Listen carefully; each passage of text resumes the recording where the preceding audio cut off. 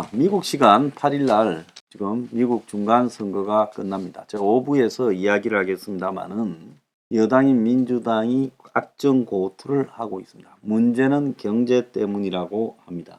오늘 아침에 윤석열 국정 지지율 34.6%라고 매일경제 MBN이 공동조사를 했는데 응답자들이 문제는 이것도 역시 경제라고 이야기를 했습니다.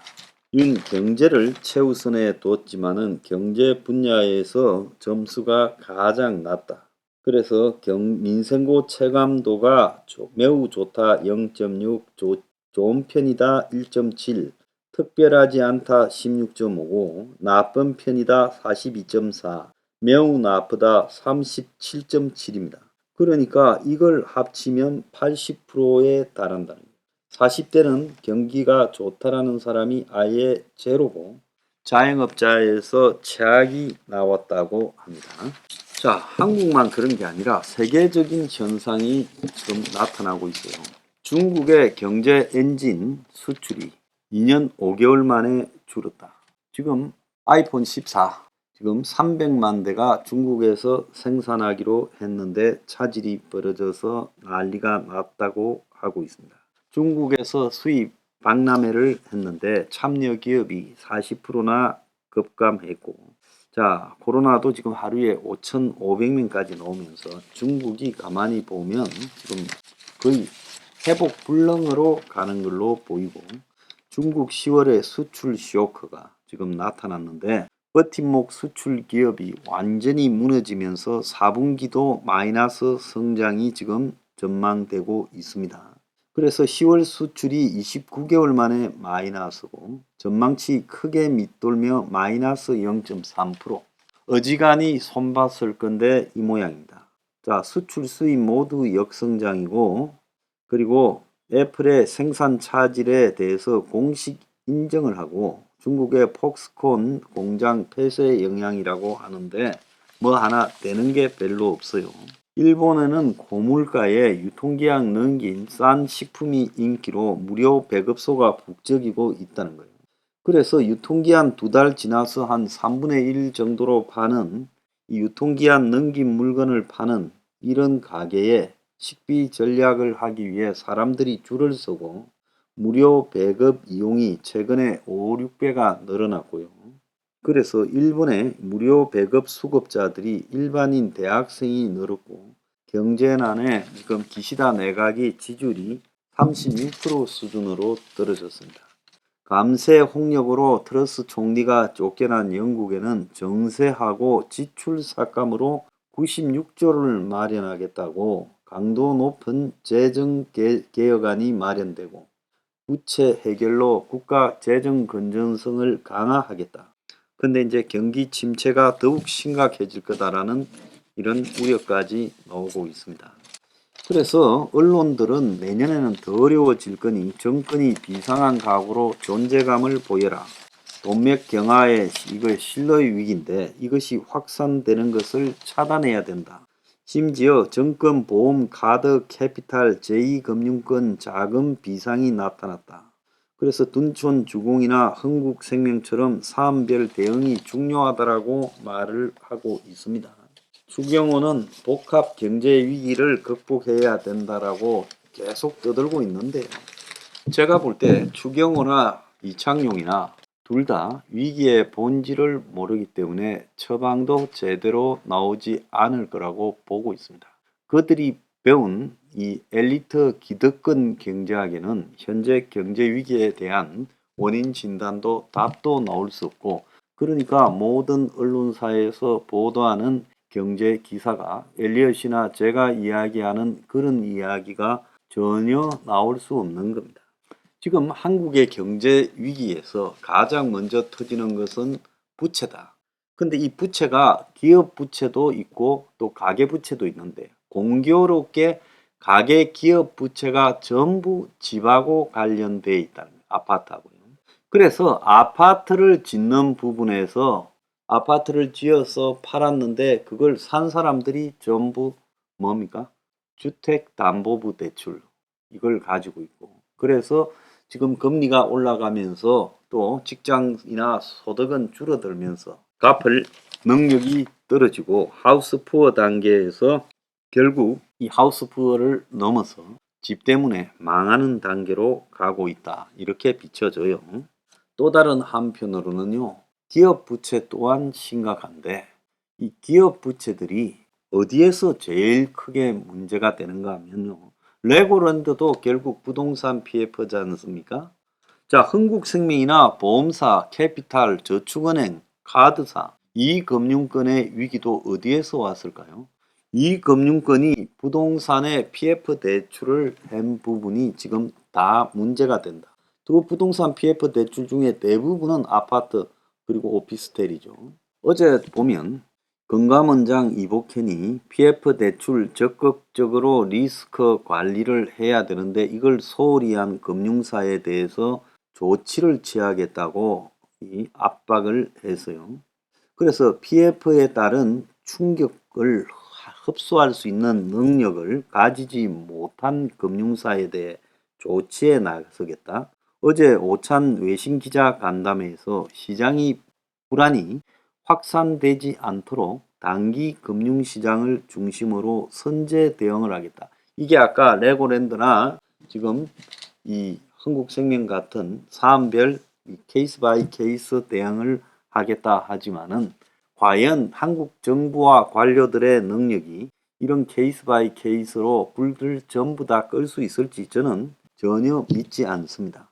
이복현은 단기 자금 시장의 자금 조달 애로와 관련해서 금융 시스템 전반의 유동성 문제는 아니다. 그래서 금융회사가 손실 흡수 능력을 갖도록 충당금을 적립하고 자본을 확충하게 하겠다라고 말을 하고 있지만은요.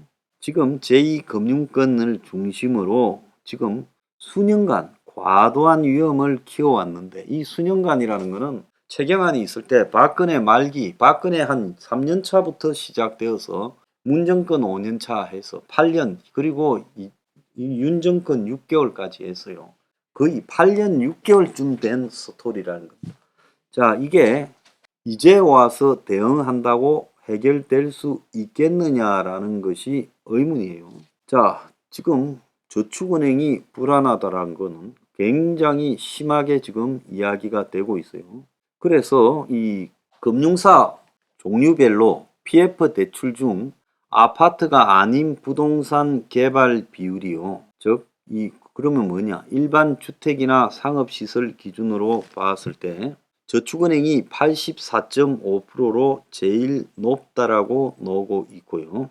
부동산 이 PF 대출 잔액이 저축은행 같은 경우에는 10조 8천억까지 지금 올라갔는데 이게 상반기고 실제로는 더 많을 걸로 보이고 저축은행 PF 사업을 맡은 신용사의 신용 등급이요. 투기나 무등급이 87.5인 겁니다. 그러니까 PF 대출 저축은행이 해준 데에 87%가 무등급이다.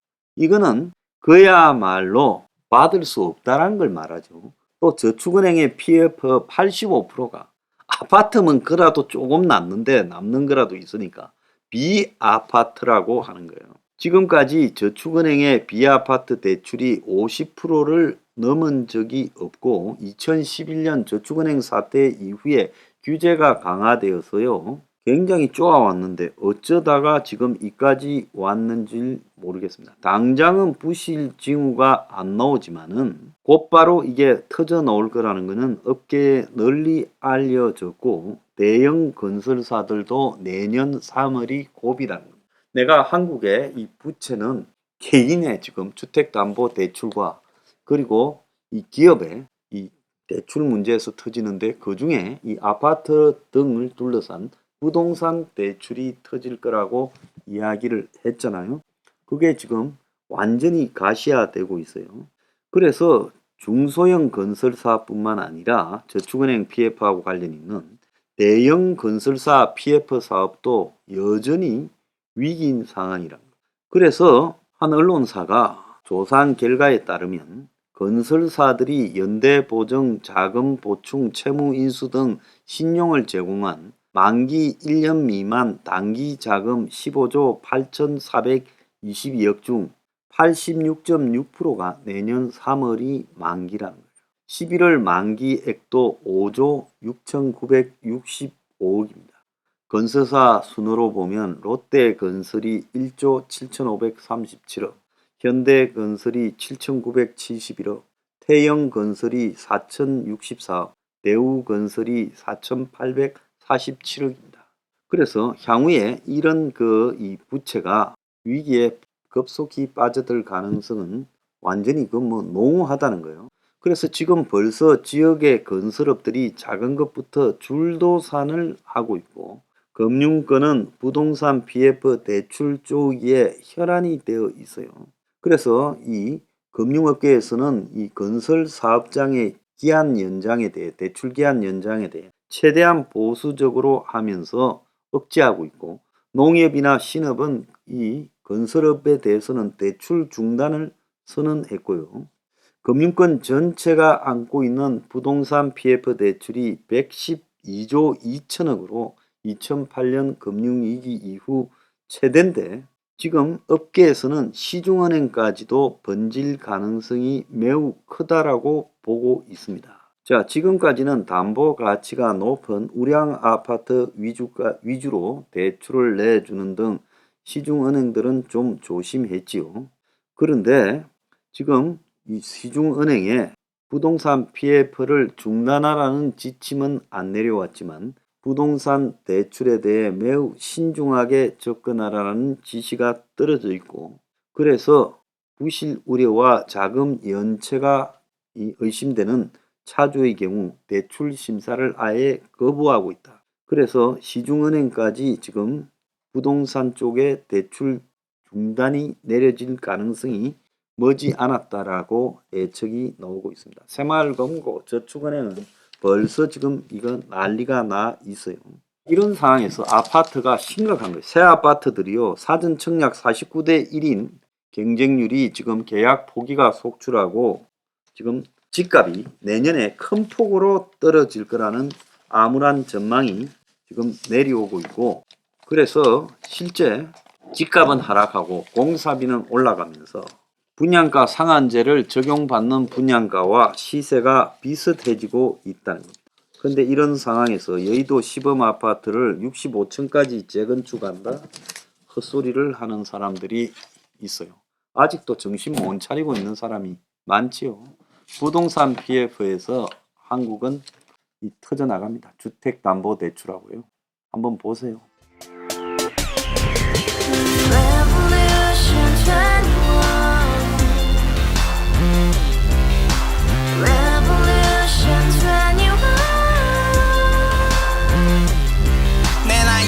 월세 30 코인빚만 300 서울에 온지 벌써 10년 아둥바둥 버텼지만 여전히 난 반지 하에 제왕 곰팡이 연문제약 내비랑 깡통망통 완전히 폭망 90원 창문만큼 작아진 내 꿈 연애 결혼 내 집 모든 게 헛꿈 1년 전 떠난 여친 울며 말했지 같이 써봤자 평생 가본 게 꼭꼭꼭하지